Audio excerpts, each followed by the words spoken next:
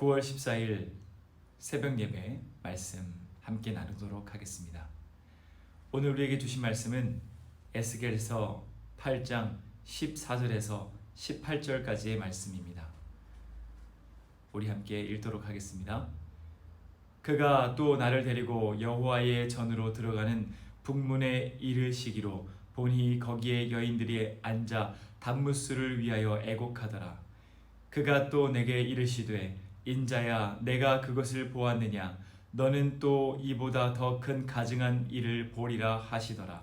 그가 또 나를 데리고 여호와의 성전 안뜰에 들어가시니라.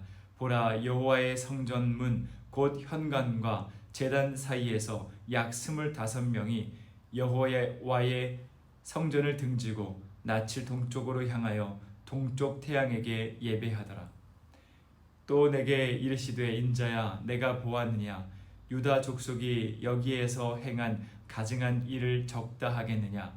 그들이 그 땅을 폭행으로 채우고 또다시 내 노여움을 일으키며 심지어 나뭇가지를 그 코에 두었느니라. 그러므로 나도 분노를 갚아 불쌍히 여기지 아니하며 긍휼을 베풀지도 아니하리니 그들이 큰 소리로 내 귀에 부르짖을지라도 내가 듣지 아니하리라. 아멘. 여러분은 갈수록 태산이라고 하는 말을 알고 계시죠? 그 뜻은 무엇입니까? 자신이 걸어가는 그 길에 큰 태산이 있었는데 그 태산을 넘어가면 좀 나아지겠지 해서 넘어갔더니 그 다음에 또 다른 태산이 나타나는 것입니다. 그리고 이것만은 내가 넘어가면 좀 괜찮아지겠지라고 해서 그 태산을 넘어갔는데 또다시 태산이 눈앞에 나타나게 되는 것입니다. 계속해서 어려운 일들이 중첩되는 것을 보고 우리는 갈수록 태산이다 라고 말을 합니다. 우리가 지금 사는 이 시대가 참으로 갈수록 태산과 같은 시대가 아닐까 생각을 합니다. 우리는 코로나 바이러스가 시작되고 난 이후 그것을 이겨내기 위해서 온갖 노력을 다하게 되었습니다. 그리고 그 위기가 조금 넘어간다 생각을 했더니 그 다음에 우리에게 수해가 찾아왔죠. 그 수해를 이겨내면 좀 나아지겠거니 생각을 했더니 다시 태풍이 찾아오게 되었습니다. 그리고 그 태풍을 우리가 이겨내면 좀 나아질 것이다 라고 해서 견뎌냈더니 이제는 다시 코로나가 기승을 부리고 더 나아가 오랜 시간 코로나가 지속되다 보니 이제는 우리 한국과 그리고 전 세계가 경제의 어려움으로 인해서 고통을 받고 있습니다. 말 그대로 갈수록 태산인 것 같습니다. 그러나 이것은 세상만의 문제가 아닙니다. 우리 교회도 현재의 상황이 참 갈수록 태산과 같습니다. 계속해서 우리는 예배를 올려드릴 수 없게 되고 찬양을 올려드릴 수 없게 되고 마음껏 예배당에 나올 수 없게 되고 함께 기도할 수도 없게 되고 함께 새벽을 열 수도 없게 되었습니다. 그렇다면 이와 같은 어려움이 가득한 갈수록 태산과 같은 이 시대에 우리가 어찌 신앙을 지켜나갈 수가 있을까요? 우리는 어떤 마음으로 이 어려움을 견뎌내고 이겨내야 하겠습니까? 오늘 우리에게 주시는 귀한 말씀을 통해서 우리가 다시 마음을 정립하여 하나님 앞에 올바른 마음을 갖고 다 함께 힘합쳐 이 어려움을 이겨나가기 소망합니다. 오늘 우리가 함께 읽은 이 말씀은 참으로 고통스럽고 가슴이 쓰라린 그런 말씀입니다. 하나님은 이스라엘 나라의 멸망을 앞두시고 에스겔을 부르셔서 이스라엘 백성들이 지금까지 저질렀던 수많은 죄악들을 그들에게 알려주는 데에 에스겔을 부르셔서 사용하셨습니다. 그래서요, 하나님께서 원하시는 것은 에스겔을 통해서 전해주는 그 말씀으로 인해서 이스라엘 백성들이 다시 마음을 돌이켜 회개하고 새로운 마음으로 하나님의 백성으로 살아가기 원했던 것입니다. 에스겔은 하나님께서 자신을 만나주고 난 이후 오늘 말씀까지 약 1년 2개월의 시간이 흐르게 되었습니다. 하나님은 에스겔을 통하여서 북이스라엘과 남유다가 저지른 그 죄악을 보여주시기 위해 에스겔에게 행위 예언을 하게 하셨죠. 그래서 북이스라엘의 죄를 감당하기 위해서 오른쪽으로 누워 390일을 지내게 되었고, 이제는 남유다의 죄를 감당하기 위하여 좌로 누워서 40일을 누워서 지내게 하셨습니다. 그리고 이 행위 예언이 끝이 났거나 거의 끝나갔을 무렵이 바로 오늘 말씀의 시기라고 추측을 해볼 수가 있습니다. 오늘 함께 읽은 말씀의 8장 1절 말씀을 보게 되면 지금 에스겔은 장로들과 함께 앉아 있었다고 기록하고 있습니다. 그것은 지금 이 이스라엘 백성들의 지도자격인 장로들이 에스겔에게 찾아와 앞으로 하나님의 뜻이 무엇인지, 하나님께서는 우리에게 무엇라 말씀해 주시는지 그 예언을 듣기 위하여 찾아왔다라고 생각을 해볼 수가 있습니다. 사실 이들의 마음속에는 하나님의 준엄하신 그 경고와 그리고 죄에 대한 자각을 의미하는 말씀을 듣기를 원하지 않았습니다. 이들 마음속에는 결코 하나님의 성전이 이스라엘에게 있는 한 우리는 망하지 않는다라고 하는 허황된 소망이 있었어요. 그리고 하나님께서는 분명히 우리를 구원하실 것이다. 분명히 이 바벨론을 멸망시키셔서 다시 우리의 고향으로 본향으로 이끌어 주실 것이다 라고 하는 근거 없는 소망을 갖고 있었습니다. 그것을 증명하는 것이 예레미야가 너희가 이제 바벨론에게 끌려가 70년의 포로 생활을 할 것이다. 그러니 그곳에서 정착하고 아이를 낳아서 살아라 라고 하는 그 말씀을 듣기를 싫어했다는 것이죠. 그래서 하나님의 준엄하신 말씀이 선포됨에도 불구하고 예레미야는 스가랴 왕과 백성들에 의해서 듣기 싫은 말씀이 선포되었다 하여 감금되는 말씀이 성경에 나옵니다. 그래서 이 에스겔을 찾아온 장로들 역시 그 마음속 안에는 하나님의 성전에 대한 궁금증이 있었어요. 그래서 우리가 언제 돌아갈 수 있는지, 하나님께서 우리에게 어떤 소망의 말씀을 주시는지 에스겔을 찾아와서 물었을 것입니다. 그런데 하나님은 그 소망과는 반대되는 모습으로 에스겔의 영을 이끄셔서 예루살렘 성전으로 나아가는 모습을 보게 됩니다.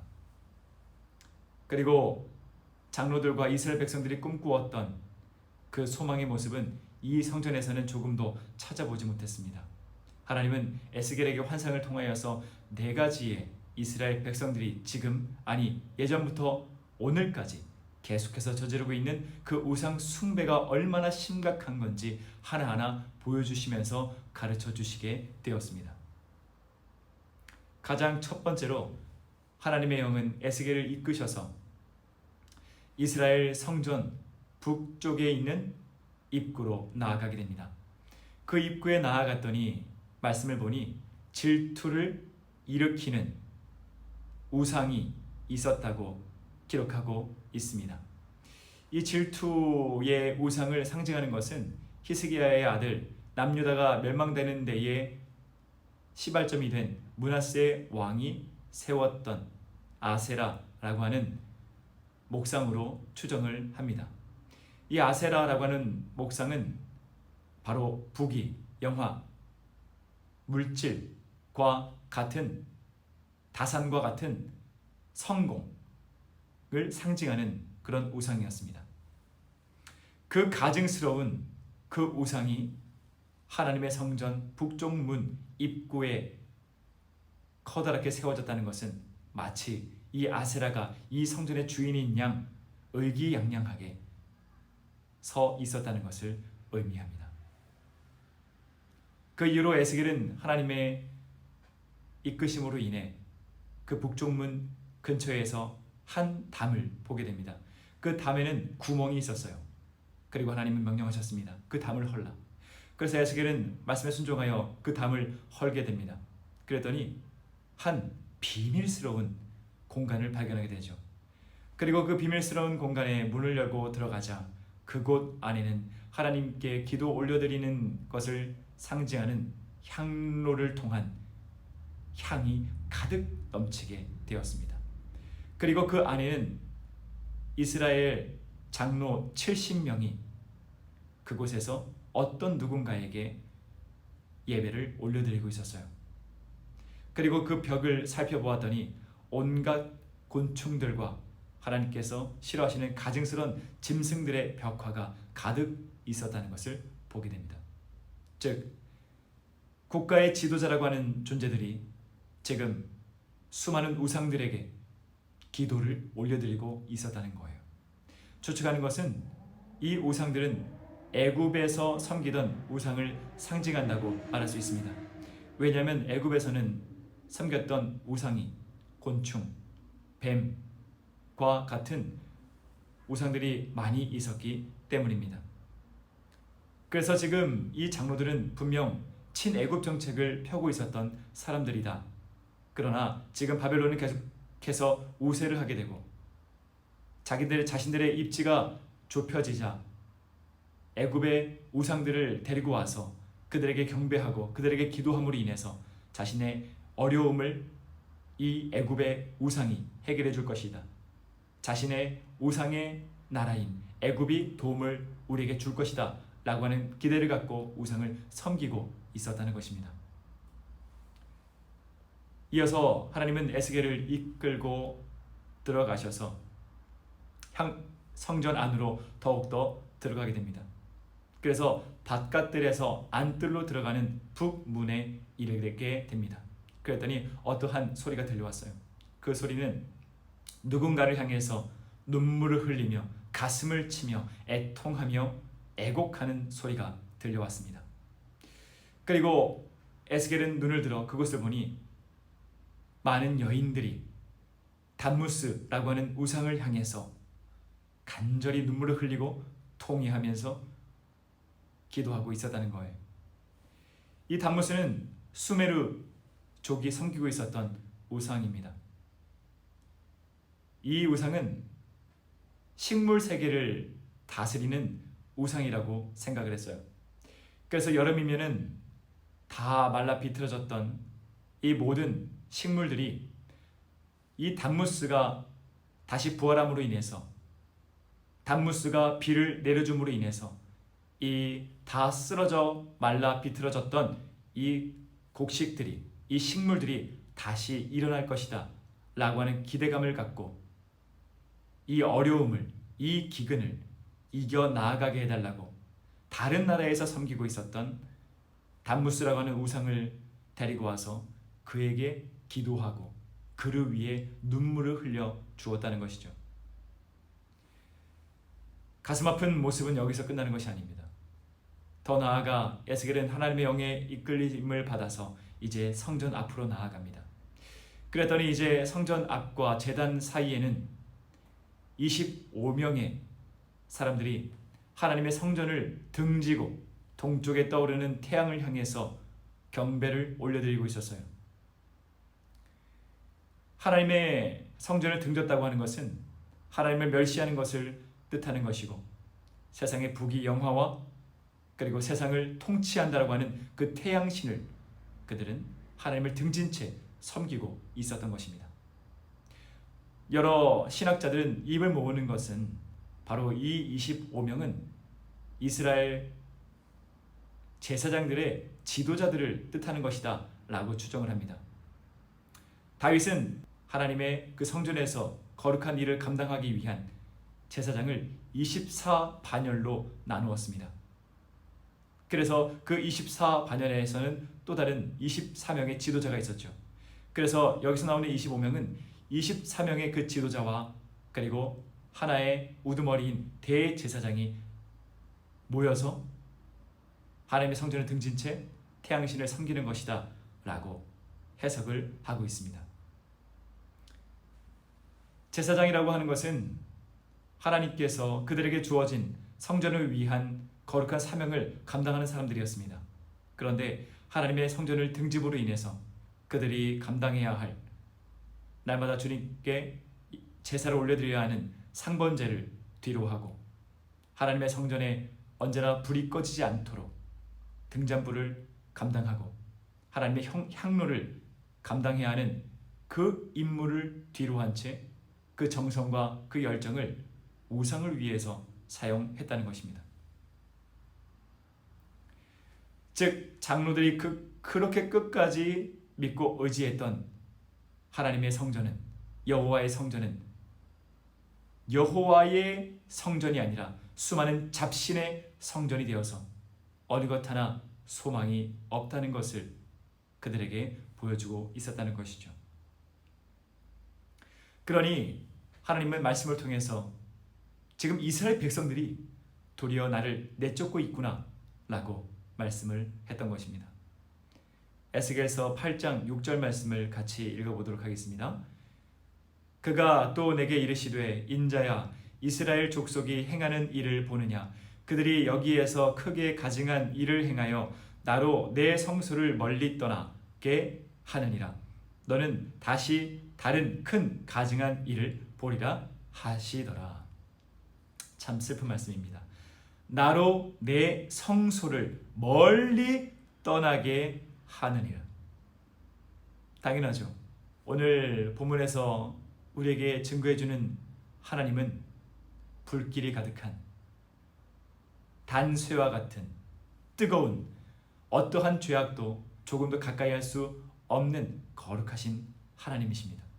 그 거룩하신 하나님께서 어찌 아세라와 담무스와 곤충들과 태양이라고 하는 그런 가증스러운 먹지도 숨쉬지도 말하지도 듣지도 못하는 그 우상들과 함께 거할 수가 있겠습니까?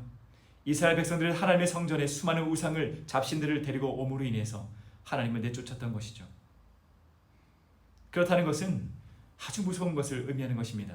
이스라엘 백성들에게 더 이상 책임자가 없다는 거예요. 하나님께서 이스라엘 백성들의 기도에 응답해줄 의무가 없다는 것입니다. 왜냐하면 하나님을 쫓아냈기 때문이죠. 그럼에도 불구하고 가증스러운 이 장로 70명은 이와 같이 한탄하는 모습이 나오게 됩니다. 우리 에스겔서 8장 12절 말씀을 보도록 하겠습니다. 또 내게 이르시되 인자야 이스라엘 족속의 장로들이 각각 그 우상의 방한 어두운 가운데서 행하는 것을 내가 보았느냐. 그들이 이르기를 여호와께서 우리를 보지 아니하시며 여호와께서 이 땅을 버리셨다 하느니라. 아멘. 아주 가증스러운 모습이죠. 그들의 손에는 지금 무엇이 들려 있습니까? 애굽의 우상들인 곤충들과 악어와 뱀들에게 기도하는 향로가 들려 있었어요. 그렇게 우상을 가득 안은 채 한다는 말이 하나님은 우리를 지켜보지 않는다. 하나님은 우리를 보호하지 않는다. 하나님은 우리를 버리셨다. 하나님은 우리의 기도에 응답하지 않는다 라고 말하고 있는 거예요. 과연 이 우상을 가득 안고 있는 이들의 그 기도 하나님께서 응답하실 필요가 있습니까? 이들을 하나님께서 과연 보호해야 할 책임이 있을까요? 그러니 하나님께서는 8장 말씀 속에서 계속해서 인자야 좀 봐라. 바라보라.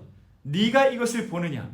가증하고 악한 일을 보라. 네가 보았느냐. 계속해서 보았느냐. 보아라. 보아라. 보라. 보아라. 봐라. 봐라 라고 하는 것을 8번이나 연이어서 말씀하고 있다는 것입니다. 바로 이스라엘 백성들이 내 앞에 이와 같이 가증스러운 악한 죄를 저지르는데 내가 어찌 이들을 긍휼히 여길 수 있겠느냐. 네 눈으로 보느냐? 네가 한번 객관적으로 판단해 보아라. 내가 이들을 버린 것이냐 아니면 이들이 나를 버린 것이냐 라고 하나님께서는 울분 섞인 목소리로 에스겔을 통해서 우리에게 말씀해 주고 있다는 것입니다. 여러분, 오늘 우리에게 이 주신 말씀을 통해서 어떤 깨달음을 얻으셨습니까? 우리 한국교회는 지금 아주 어려운 시기에 봉착했다고 말할 수 있습니다. 얼마 전 조사 결과가 있었습니다. 거기서 이런 질문을 했습니다. 여러분은 코로나19 사태 이후 교회를 어떻게 생각하게 되었습니까?